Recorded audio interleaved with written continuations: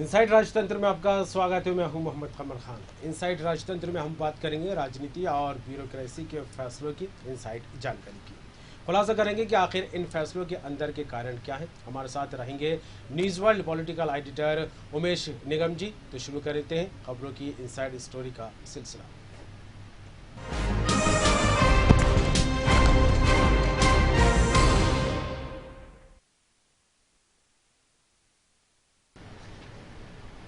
Inside story में सबसे पहले बात करेंगे सर्विस बुक का क्या कुछ महत्व होता है। ये लगभग सभी सरकारी अधिकारी और कर्मचारी बखूबी समझते हैं। बावजूद इसके जिम्मेदार सरकारी कर्मचारियों के द्वारा सर्विस बुक के संधारण के मामले में लापरवाही बरती जा रही है। सर्विस बुक में दर्ज की जाने वाली एंट्री में गड़बड़ी का खामियाजा संबंधित सरकारी अधिकारी या फिर कर्मचारियों को रिटायरमेंट के समय भुगतना पड़ता है। अब इस मामले में मानवाधिकार आयोग के द्वारा चेताने के बाद राज्य सरकार का सामान्य प्रशासन विभाग हरकत में आया। राज्य सरकार के सभी विभागों के प्रमुखों की जीएडी ने सर्विस बुक के संधारण की गाइडलाइन जारी कर इसके हिसाब से संधारण करवाने की हिदायत दी है। इसी विषय पर विस्तार से जानकारी लेंगे, चर्चा करते हैं। हमारे साथ जुड़ गए हैं पॉलिटिकल एडिटर उमेश निगम जी। उमेश जी, जिस तरह से बात की जाए त्रुटियों को लेकर रिटायरमेंट की बात भी यहाँ पर निकलकर सामने आ रही है, क्या कुछ है पूरा मामला? कमर, सर्विस बुक जो है कोई भी सरकारी कर्मचारी हो या अधिकारी हो, उसके लिए बहुत व्यक्तिगत और सरकारी दोनों रूप से बहुत ही महत्वपूर्ण दस्तावेज होता है। उसकी पूरी नौकरी का सारा उसमें रिकॉर्ड दर्ज होता है, सारी चीज़ें उसकी जानकारी होती है। और इसका जो है सबसे ज़्यादा ज़रूरत जब पड़ती है तब ये जब कोई भी कर्मचारी या अधिकारी सेवानिवृत्त होता है, तो सेवानिवृत्ति के समय पे पेंशन बनना हो या जो भी भुगतान होना हो, सारी चीज़ें हों, तो वो सब सर्विस बुक के ही आधार पे होती है। तो कई बार देखने को मिला कि बहुत सारे कर्मचारियों की अनेकों विभाग में सर्विस बुक गुम हो जाती है या फिर उसमें तरह तरह से काट छांट कर दी जाती है। जब वो उसमें काट छांट कर दी जाती है तो अंतिम समय पे जब ये आती है पूरी रिटायरमेंट के लिए, तो उस समय इसमें बहुत ज़्यादा दिक्कत आती है। और इसी तरह ये कर्मचारियों की लापरवाही का ही नतीजा है कि वो सर्विस गुम भी हो जाती है जी। इन सब मामलों की जब शिकायत हुई, बहुत बात आगे बढ़ी, लोगों को पेंशन मिलने में दिक्कत हो रही थी, समय पे भुगतान नहीं हो पा रहा था, तो मानवाधिकार आयोग में लोगों ने शिकायत करी कि हमें पेंशन नहीं मिल पा रही है, रिटायरमेंट के बाद काफ़ी लंबा समय हो गया है। जो एक निर्धारित पेंशन होती है वो दे दी जाती है, लेकिन फुल एंड फाइनल जो पेंशन का हिसाब किया जाता है वो 100% वो नहीं हो पाता है। वो सर ये सब सर्विस बुक के कारण ही अटक जाता है, जो कि सरकारी कर्मचारी के लिए एक बहुत महत्वपूर्ण दस्तावेज होता है। तो इस मामले में मानवाधिकार आयोग के पास जब लगातार शिकायतें पहुंची तो मानवाधिकार आयोग ने राज्य शासन को पत्र लिखा और राज्य शासन को हिदायत दी कि कर्मचारियों की जो है सर्विस बुक उसको बहुत ही संभाल के रखा जाए और उसका संधारण किस तरह से किया जाए, इसके लिए गाइडलाइन बनाई जाए।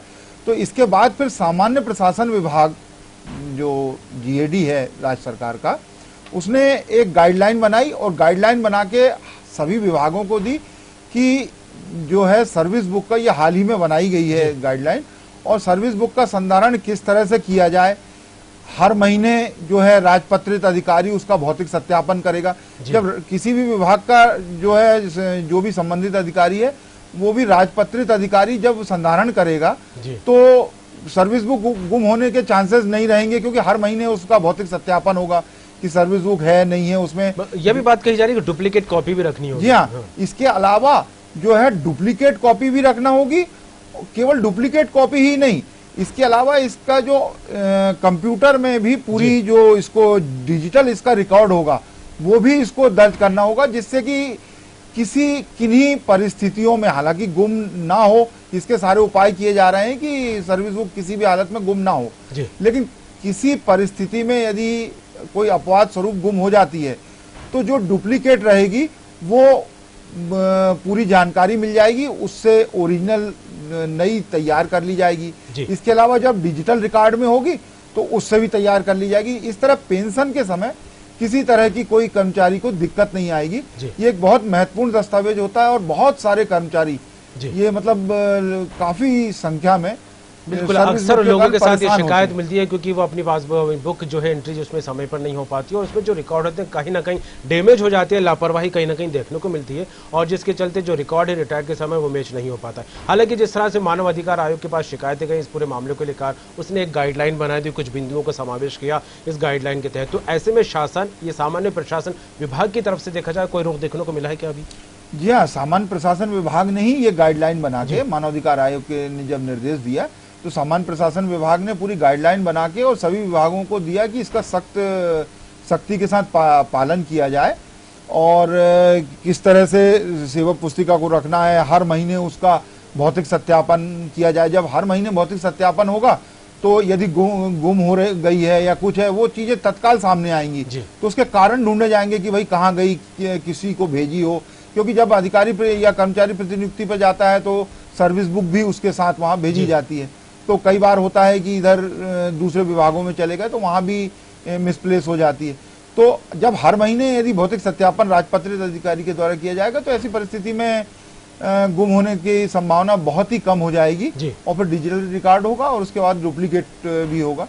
बिल्कुल तो उमेश जी, लेकिन जिस तरह से सर्विस बुक को संभाल कर रखने और काट छाट होने पर दायित्व संबंधित अगर बात की जाए तो कार्यालय का दायित्व होगा, उसकी जिम्मेदारी होगी। लेकिन ऐसे में कर्मचारी तो अपने आप में मतलब एक अलग हो जाएगा, उसकी तो कोई जिम्मेदारी बनती यहाँ पर नजर ही नहीं आ रही है। जी हाँ, जिस कर्मचारी की सर्विस बुक है उसकी ये जिम्मेदारी नहीं होती है सर्विस बुक को संभाल के रखना।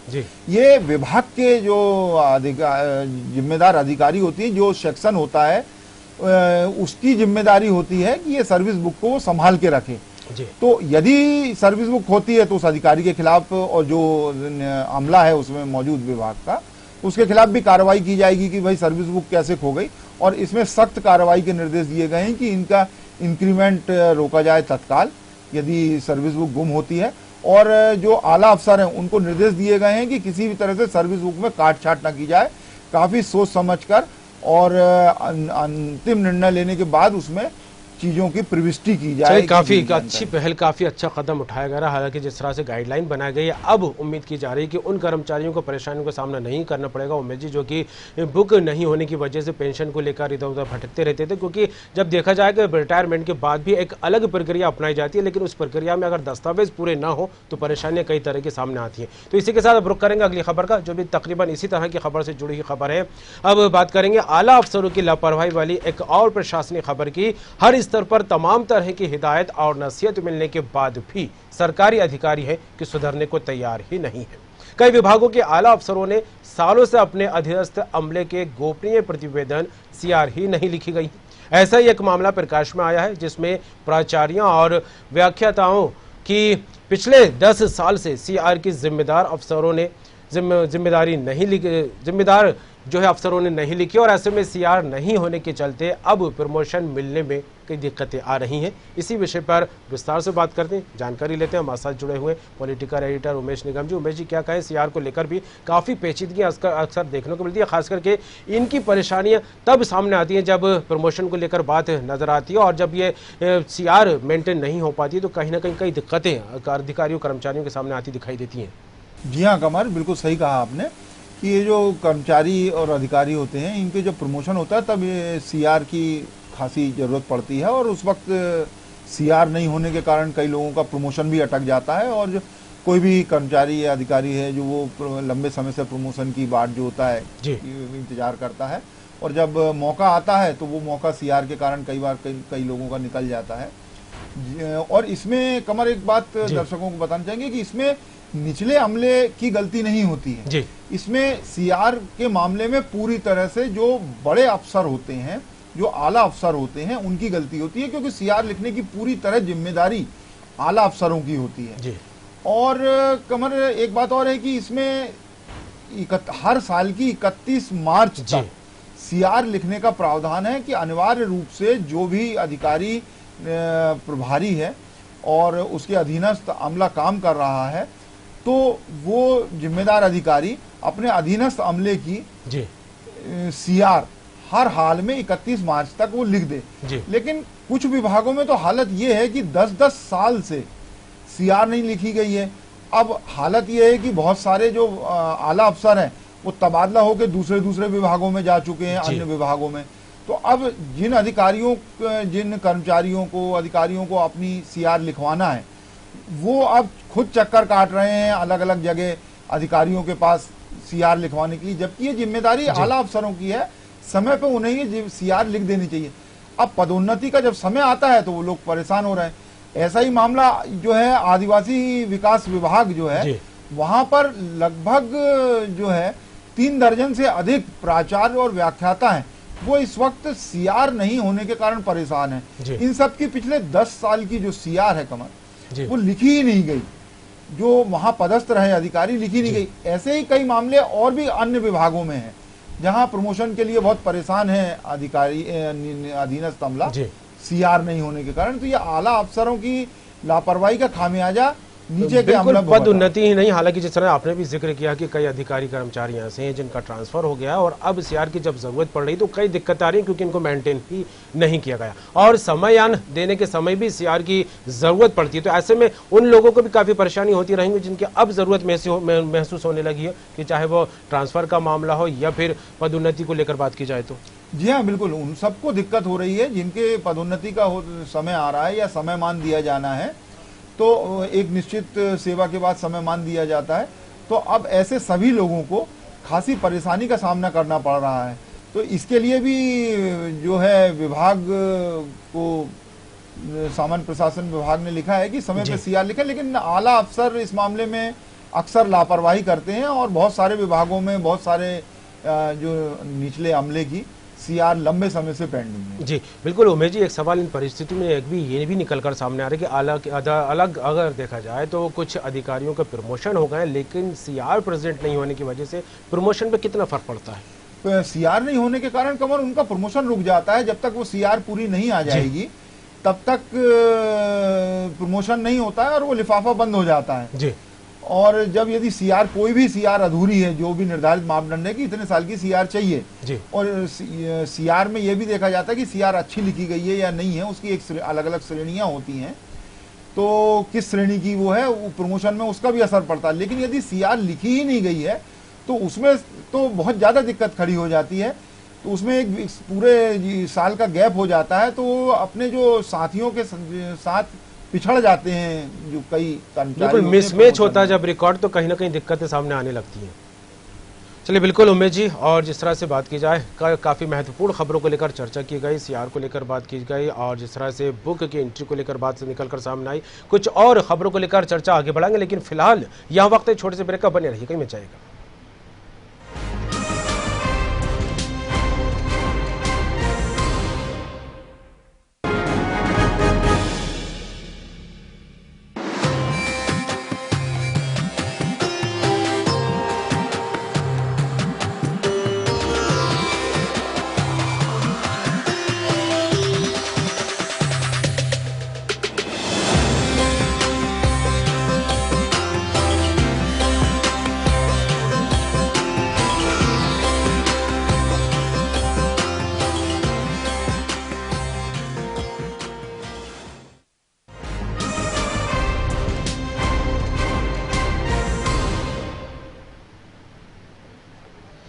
ब्रेक के बाद एक बार फिर आपका स्वागत है। इस वक्त आप देख रहे हैं इनसाइट राजतंत्र, खबरों का सिलसिला आगे बढ़ाएंगे और अब चर्चा करेंगे प्रशासनिक खबर की। जी हाँ, किसी भी सरकारी योजनाओं की प्रोग्रेस कागजों पर सरपट दौड़ती है, जबकि वास्तविकता के धरातल पर प्रोग्रेस उतनी तेज नजर नहीं आती। मुख्यमंत्री शिवराज सिंह चौहान ने प्रदेश भर के ग्रामीण क्षेत्रों की बंद पड़ी नल जल योजनाओं को चालू करने के लिए 7 अप्रैल तक की डेडलाइन दी है। मार्च का महीना खत्म हो रहा है, लेकिन आधी से ज्यादा नल जल योजनाएं अभी भी बंद पड़ी हैं, जबकि लोक स्वास्थ्य यांत्रिकी विभाग कागजों में करीब 90% प्रोग्रेस दिखा रहा है। इसी विषय पर पूरी जानकारी लेंगे, चर्चा करेंगे। हमारे साथ जुड़े हुए हैं पॉलिटिकल एडिटर उमेश निगम जी। उमेश जी, नल जल योजना महत्वाकांक्षी योजनाओं में से एक योजना है और ऐसे में इसको लेकर सख्ती भी बरतने की बात कही जा रही है और कहा जा रहा है कि गर्मी शुरू होने से पहले इस योजना को अंजाम दे दिया जाए, हर उस क्षेत्र में पानी पहुंच जाए यहाँ पर पानी की दरकार है। लेकिन कागजों पर तो काम 90% होता यहाँ पर दिखाई दे रहा है, लेकिन असलियत में देखा जाए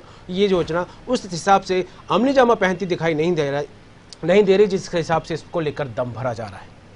कमर, मुख्यमंत्री शिवराज सिंह चौहान ने हाल ही में समीक्षा की थी और समीक्षा के दौरान जो लोक स्वास्थ्य यांत्रिकी विभाग है, जो कि ग्रामीण क्षेत्रों में पेयजल की व्यवस्था की जिम्मेदारी संभालता है, स्पष्ट निर्देश दिए थे कि 7 अप्रैल तक गर्मी जैसे ही जैसे बढ़ेगी तो जल संकट गहराएगा, तो 7 अप्रैल तक जल संकट से निपटने के सारे इंतजाम कर लिए जाएं ग्रामीण क्षेत्रों में। ग्रामीण क्षेत्रों में किसी भी तरह से जल संकट की ऐसी स्थिति, भयावह स्थिति नहीं खड़ी होनी चाहिए कि जो नागरिक हैं ग्रामीण क्षेत्र के, उन लोगों को परेशानी का सामना करना पड़े।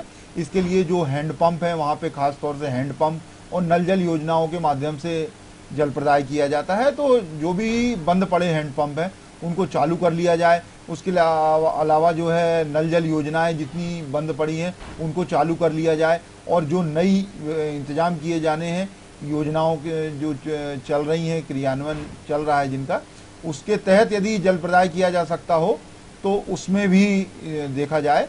ये सारे निर्देश मुख्यमंत्री शिवराज सिंह चौहान ने दिए थे जी। लेकिन कमर, विभाग के जो कार्यप्रणाली है विभाग के अमले की, उसको देख के तो ऐसा नहीं लगता है कि गर्मी आने के पहले वो पूरा इंतजाम कर पाएंगे जी। अब वित्तीय वर्ष समाप्त होने पे है, आज वित्तीय वर्ष का अंतिम दिन है, और जो विभाग को बजट आवंटित हुआ था केंद्र सरकार से जो अनुदान मिल रहा है वो, उसके अलावा राज्य सरकार ने भी बजट में राशि दी थी योजनाओं के लिए, जल संकट से निपटने के लिए। तो लोक स्वास्थ्य यांत्रिकी विभाग को इस साल केंद्र सरकार और राज्य सरकार से 1618 करोड़ 18 लाख की राशि मिली थी, जिस राशि को पीएचई को ग्रामीण क्षेत्र में जल संकट से निदान के लिए योजनाओं पे खर्च करना था। लेकिन विभाग की ये लापरवाही कहा जाए कि जो है मात्र 20 करोड़ 53 लाख की राशि लोक स्वास्थ्य यांत्रिकी विभाग खर्च कर पाया। बाकी की पूरी 1597 करोड़ 58 लाख की राशि विभाग खर्च नहीं कर पाया। हालांकि इसमें से पूरी राशि लैप्स नहीं होगी जी, क्योंकि केंद्र सरकार का अनुदान है वो अगले वर्ष ट्रांसफर होगा। लेकिन यदि ये राशि समय पर खर्च कर ली जाए तो योजनाओं का जो क्रियान्वयन हो रहा है कमल, तो वो योजनाओं में काम काफी आगे बढ़ जाए। बिल्कुल, जब योजनाओं में काम आगे बढ़ेगा तो नागरिकों को वो जो सुविधा सरकार देना चाहती है वो मिल जाए। जी बिल्कुल उमेश जी, योजना बना दी गई, उसके क्रियान्वयन को लेकर खाका भी तैयार सरकार की तरफ से कर दिया जाता है, और यहाँ तक कि जो योजनाओं के क्रियान्वयन उसको अमलीजामा पहनाने को लेकर जो सबसे ज्यादा जरूरी बिंदु होता है वो फंड को लेकर भी सरकार कदम उठाती दिखाई दे रही, क्योंकि योजनाओं को लेकर फंड का भी प्रावधान किया जाए। लेकिन बावजूद इसके जो है जिम्मेदार लोगों को जो इनकी जिम्मेदारी दी जाती है इस तरह की योजनाओं को आगे बढ़ाने में, कहीं ना कहीं लापरवाही निकलकर सामने आ रही है और इसका खामियाजा जनता को भुगतना पड़ रहा है। ये तो घोर लापरवाही है। जितनी बड़ी राशि सरकार ने दी है जल संकट से निपटने के लिए, सरकार ने राशि देने में कोई कमी नहीं की, लेकिन विभाग उस राशि को खर्च ही नहीं कर पाया। जी दर्शकों को यह भी बताना चाहेंगे कमर कि किस तरह से लापरवाही होती है विभाग के द्वारा। ग्रामीण क्षेत्रों में जो पीएचई की जिम्मेदारी है वो स्कूलों में और आंगनवाड़ियों में भी पानी मुहैया कराने की जिम्मेदारी है कि नल कनेक्शन लगाना और भी पानी देना या शौचालय बनवाना। तो प्रदेश में 93,419 शालाएं हैं, जिसमें से 77,520 शालाओं में नल कनेक्शन ही नहीं है पेयजल के लिए। इतना ही नहीं है, शौचालय में जो पानी की व्यवस्था होनी चाहिए वो भी 64,577 स्कूलों में है ही नहीं। हाथ धोने तक की व्यवस्था जो है 28,727 स्कूलों में छात्र छात्राओं के लिए हाथ धोने तक की व्यवस्था नहीं है, जो कि ये इंतजाम किए जा सकते हैं। यही हाल आंगनवाड़ियों के भी हैं, वहां भी काफी संख्या में जो है हजारों की संख्या में आंगनवाड़ियों में नल कनेक्शन नहीं है, हाथ धोने के लिए पानी का इंतजाम नहीं है। तो इस तरह की लापरवाही विभाग के अमले के द्वारा की जा रही है, और इतनी बड़ी राशि जो है वो अब अगले सालों में खर्च की जाएगी जो इस साल खर्च की जानी चाहिए। बिल्कुल 7 अप्रैल डेडलाइन दी गई थी। हालांकि शुरुआत में ही देखा जाए मार्च के अंत तक गर्मी ने अपने तेवर दिखाना शुरू कर दिए, क्योंकि भोपाल राजधानी की बात करें तो 40 डिग्री से ऊपर यहाँ का तापमान दर्ज किया जाने लगा है। बुंदेलखंड की बात की जाए तो गर्मी में ज्यादा तपता है और पानी की कमी वहाँ अक्सर महसूस की जाती है, क्योंकि वहाँ अक्सर देखा जाता है वहाँ की जनता कई किलोमीटर दूर से पानी लेकर आती है। लेकिन ऐसे में लोगों को दिक्कतें ना हो, नल जल योजना की जो है सरकार क्रियान्वयन को लेकर काफी गंभीरता से कदम उठाती दिखाई दे रही है, वो भी तब जब पूरे 1 साल हो गया कोरोना से लड़ते हुए। तो जिस तरह की परिस्थितियां बनती दिखाई दे रही हैं, निगम जी उसको किस तरह देखा जा सकता है? जी हाँ, बिल्कुल ये सही कहा आपने। बुंदेलखंड हो या और भी दूसरे क्षेत्र हो, वहाँ पे जल संकट बहुत ज्यादा है। मालवा के भी कुछ क्षेत्र हैं, भोपाल के आसपास भी कई जगह ऐसी हैं। तो इन सब के लिए शहरी क्षेत्रों में नगरीय निकाय पेयजल की इंतजाम करता है। नगरीय निकाय को भी सरकार ने पर्याप्त फंड दिया है कि जल संकट से निपटा जाए। नगरीय निकायों को राज्य सरकार ने स्पष्ट निर्देश दिए हैं कि एक दिन के अंतराल से अधिक कहीं भी जल प्रदान न किया जाए। इसी तरह ग्रामीण क्षेत्रों में पीएचई को पर्याप्त बजट दिया गया है और नल जल योजनाओं से लेकर हैंडपंप। अब स्थिति ये है कि जितने हैंडपंप ये जो पीएचई का जो है वो बता रहे हैं कि 16,000 से ज्यादा जो हैंडपंप हैं वो चालू स्थिति में है, जबकि वास्तविकता ये है आधे से ज्यादा हैंडपंप बंद पड़े हैं। कहीं वाटर लेवल नीचे चला गया है, कहीं पाइप छोटे हैं। तो विभाग को छोटे छोटे सी चीजें हैं जिसको, जैसे जहां वाटर लेवल नीचे चला गया वहां पाइप बढ़ा के जल संकट का निदान किया जा सकता है, हैंडपंप में पानी लाया जा सकता है। लेकिन ये सारी चीजों की ओर जो मैदानी अमला है वो कहीं ना कहीं लापरवाही बरत रहा है, जिस वजह से ग्रामीणों को जल संकट का सामना करना पड़ रहा है। फंड की कोई कमी नहीं है। बिल्कुल उमेश जी, क्योंकि काफ़ी महत्वपूर्ण विषय है, इस पर चर्चा में ज़रूर आगे बढ़ा था, लेकिन वक्त इसकी इजाज़त नहीं दे रहा। प्रोग्राम को समाप्त करने का वक्त तो आ गया, लेकिन उससे पहले एक सेगमेंट को पर और हम नज़र डालते हैं, वो है चलते चलते, जिसमें हम राजनीति या ब्यूरोक्रेसी के क्षेत्र में चर्चित प्रसंग पर बात करते हैं। तो आज कौन सा प्रसंग चर्चा का विषय बना हुआ है? कमर, आजकल एक मंत्री जी और एक अतिरिक्त मुख्य सचिव के बीच में जो मनमुटाव चल रहा है वो मंत्रालय में और राजनीतिक गलियारों में खासा चर्चा का विषय बना हुआ है। जी दरअसल मामला दोपहर के भोजन से जुड़ा हुआ है। जी एक छत्तीसगढ़ के ठेकेदार हैं जिनको दोपहर के भोजन का ठेका मिला हुआ है, और हालांकि भोपाल के ही एक सज्जन है जो पूरी तरह इसको संचालित करते हैं। अब इसमें जो भी सौदा तय हुआ हो, आधी आधी राशि दोनों के पास जाना चाहिए थी, लेकिन हुआ ये कि ठेकेदार पूरी राशि लेके अधिकारी महोदय के पास पहुंच गए जी, और अधिकारी महोदय ने अपने पास तो ज्यादा रख लिया हिस्सा और मंत्री महोदय के पास कम हिस्सा पहुंचा। जब मंत्री महोदय को पता चला कि उनके हिस्से का वजन कम है तो वो भड़क गए जी। अब लेकिन अधिकारी से तो कुछ बोल नहीं सकते थे, तो उन्होंने ठेकेदार जो भोपाल में है उसकी खिंचाई करना शुरू करी। अब हालत ये है कि जो अधिकारी हैं एसीएस महोदय, वो जो भी बात मीटिंग में बोलते हैं या कहीं और करते हैं उसके उलट ही मंत्री जी भी बोलते हैं, क्योंकि दोनों के बीच में तो तलवारें खींची हुई है। हालांकि मंत्री जी ने जो है वो ठेकेदार पर दबाव डाल के अपने हिस्से की राशि बुलवा ली जी, तो ठेकेदार को अपने मुनाफे में से भुगतान करना पड़ा, क्योंकि वो अपना नुकसान नहीं चाहता था। जी उमेश जी, कहा जाता है कि खाने की थाली पर जब बैठो तो अच्छे से अच्छे मनमुटाव, अच्छे से अच्छी तकरारें खत्म हो जाती है, लेकिन खाने को लेकर यहाँ पर बना मनमुटाव कुछ बड़ा ही रूप लेता दिखाई दे रहा है। और फिलहाल इनसाइड स्टोरी में आज यहीं विराम देंगे उमेश जी, क्योंकि वक्त कम है, और इसी के साथ दीजिए इजाजत। इनसाइड स्टोरी में आज बस इतना ही। कल फिर मिलेंगे राजनीतिक और ब्यूरोक्रेसी से जुड़े हुए कुछ नए फैसलों की इनसाइड स्टोरी के साथ। तब तक के लिए फिलहाल दीजिए इजाजत और आप बने रहिए न्यूज़ वर्ल्ड के साथ।